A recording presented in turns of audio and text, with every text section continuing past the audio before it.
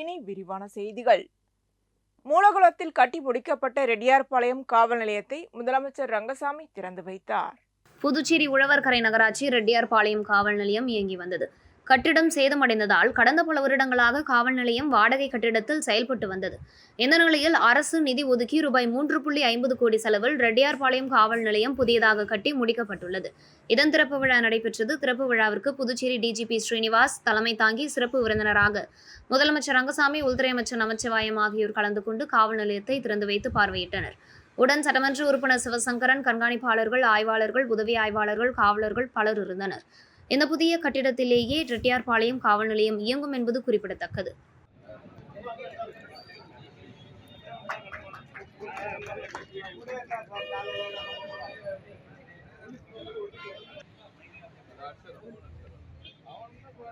உங்களுக்கு இதே மாதிரி இன்ஃபர்மேட்டிவான கண்டென்ட் வேணும் அப்படின்னா நம்ம நேயம் டிஜிட்டல் யூடியூபை மறக்காம சப்ஸ்கிரைப் பண்ணி லைக் பண்ணி வச்சுக்கோங்க. ஓகே.